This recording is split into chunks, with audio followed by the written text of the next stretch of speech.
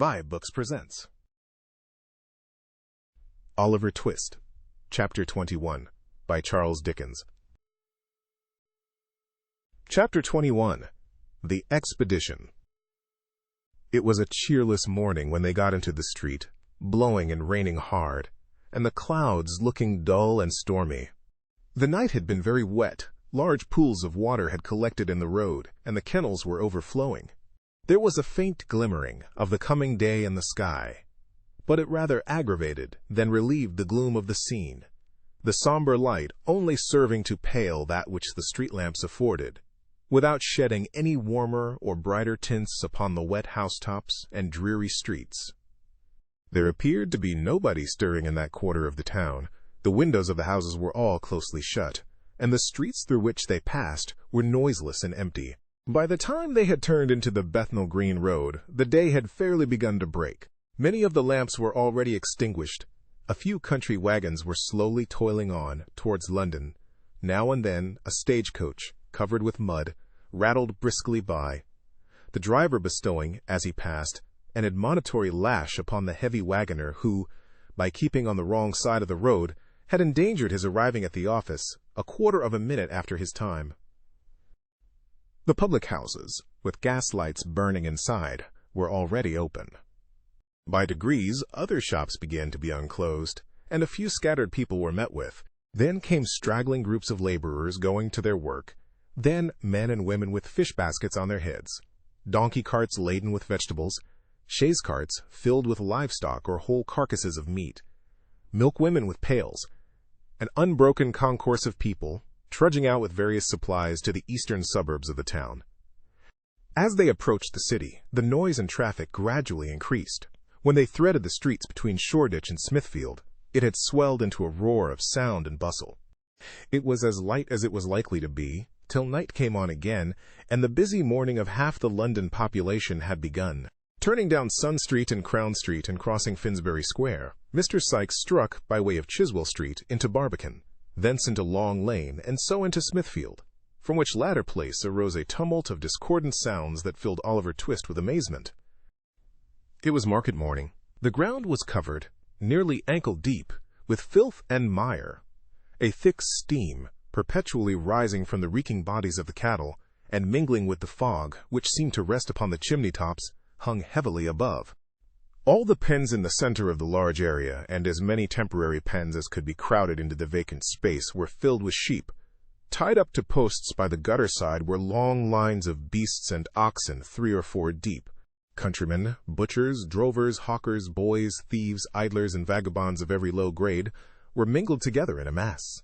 The whistling of drovers, the barking dogs, the bellowing and plunging of the oxen, the bleating of sheep, the grunting and squeaking of pigs, the cries of hawkers, the shouts, oaths, and quarreling on all sides, the ringing of bells and roar of voices that issued from every public house, the crowding, pushing, driving, beating, whooping, and yelling, the hideous and discordant din that resounded from every corner of the market, and the unwashed, unshaven, squalid, and dirty figures constantly running to and fro, and bursting in and out of the throng, rendered it a stunning and bewildering scene, which quite confounded the senses. Mr. Sikes, dragging Oliver after him, elbowed his way through the thickest of the crowd, and bestowed very little attention on the numerous sights and sounds which so astonished the boy. He nodded, twice or thrice, to a passing friend, and resisting as many invitations to take a morning dram, pressed steadily onward until they were clear of the turmoil, and had made their way through Hosier Lane into Holborn. "Now, young un," said Sikes, looking up at the clock of St. Andrew's Church, "hard upon 7. You must step out. Come, don't lag behind already, lazy legs." Mr. Sikes accompanied this speech with a jerk at his little companion's wrist. Oliver, quickening his pace into a kind of trot between a fast walk and a run, kept up with the rapid strides of the housebreaker as well as he could. They held their course at this rate until they had passed Hyde Park Corner and were on their way to Kensington, when Sikes relaxed his pace, until an empty cart which was at some little distance behind came up. Seeing Hounslow written on it, he asked the driver with as much civility as he could assume if he would give them a lift as far as Isleworth. "Jump up," said the man. "Is that your boy?" "Yes, he's my boy," replied Sikes, looking hard at Oliver. and putting his hand abstracted LY into the pocket where the pistol was. "Your father walks rather too quick for you, don't he, my man?" inquired the driver, seeing that Oliver was out of breath. "Not a bit of it," replied Sikes, interposing. "He's used to it. Here, take hold of my hand, Ned. In with you." Thus addressing Oliver, he helped him into the cart, and the driver, pointing to a heap of sacks, told him to lie down there and rest himself. As they passed the different milestones, Oliver wondered, more and more, where his companion meant to take him. Kensington, Hammersmith, Chiswick, Kew Bridge, Brentford were all passed, and yet they went on as steadily as if they had only just begun their journey. At length they came to a public house called the Coach and Horses, a little way beyond which another road appeared to run off. And here the cart stopped. Sikes dismounted with great precipitation, holding Oliver by the hand all the while, and lifting him down directly, bestowed a furious look upon him, and rapped the side pocket with his fist in a significant manner. "Goodbye, boy," said the man. "He's sulky," replied Sikes, giving him a shake. "He's sulky. A young dog. Don't mind him." "Not I," rejoined the other, getting into his cart. "It's a fine day, after all." And he drove away. Sikes waited until he had fairly gone, and then, telling Oliver he might look about him if he wanted, once again led him onward on his journey. They turned round to the left, a short way past the public house, and then taking a right-hand road, walked on for a long time, passing many large gardens and gentlemen's houses on both sides of the way, and stopping for nothing but a little beer until they reached the town. Here, against the wall of a house, Oliver saw written up in pretty large letters, "Hampton." They lingered about, in the fields, for some hours. At length they came back into the town, and, turning into an old public house with a defaced signboard, ordered some dinner by the kitchen fire. The kitchen was an old, low-roofed room, with a great beam across the middle of the ceiling, and benches with high backs to them by the fire, on which were seated several rough men in smock frocks, drinking and smoking. They took no notice of Oliver, and very little of Sikes, and as Sikes took very little notice of them, he and his young comrade sat in a corner by themselves without being much troubled by their company. They had some cold meat for dinner, and sat so long after it while Mr. Sikes indulged himself with 3 or 4 pipes, that Oliver began to feel quite certain they were not going any further. Being much tired with the walk and getting up so early, he dozed a little at first, then, quite overpowered by fatigue and the fumes of the tobacco, fell asleep. It was quite dark when he was awakened by a push from Sikes. Rousing himself sufficiently to sit up and look about him, he found that worthy in close fellowship and communication with a laboring man over a pint of ale. "So you're going on to Lower Halliford, are you?" inquired Sikes. "Yes, I am," replied the man, who seemed a little the worse, or better as the case might be, for drinking. "And not slow about it neither. My horse hasn't got a load behind him going back, as he had coming up in the morning, and he won't be long a-doing of it. Here's luck to him. Ecod, he's a good un." "Could you give my boy and me a lift as far as there?" demanded Sikes, pushing the ale towards his new friend. "If you're going directly, I can," replied the man, looking out of the pot. "Are you going to Halliford?" "Going on to Shepperton," replied Sikes. "I'm your man, as far as I go," replied the other. "Is all paid, Becky?" "Yes, the other gentleman's paid," replied the girl. "I say," said the man with tipsy gravity, "that won't do, you know." "Why not?" rejoined Sikes. "You are going to accommodate us, and what's to prevent my standing treat for a pint or so in return?" The stranger reflected upon this argument with a very profound face. Having done so, he seized Sikes by the hand, and declared he was a real good fellow. To which Mr. Sikes replied he was joking, as, if he had been sober, there would have been strong reason to suppose he was.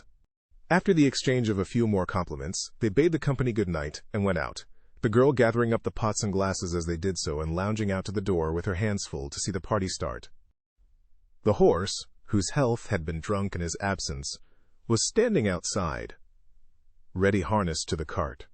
Oliver and Sikes got in without any further ceremony, and the man to whom he belonged, having lingered for a minute or two to bear him up, and to defy the hostler in the world to produce his equal, mounted also. Then the hostler was told to give the horse his head, and, his head being given him, he made a very unpleasant use of it, tossing it into the air with great disdain and running into the parlor windows over the way.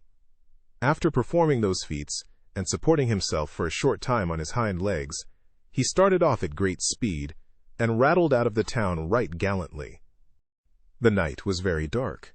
A damp mist rose from the river and the marshy ground about, and spread itself over the dreary fields. It was piercing cold, too. All was gloomy and black. Not a word was spoken, for the driver had grown sleepy, and Sikes was in no mood to lead him into conversation.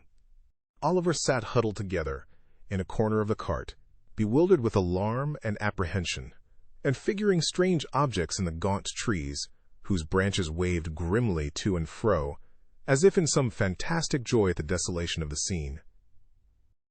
As they passed Sunbury Church, the clock struck 7. There was a light in the ferry house window opposite, which streamed across the road and threw into more somber shadow a dark yew tree with graves beneath it. There was a dull sound of falling water not far off, and the leaves of the old tree stirred gently in the night wind. It seemed like quiet music for the repose of the dead. Sunbury was passed through, and they came again into the lonely road.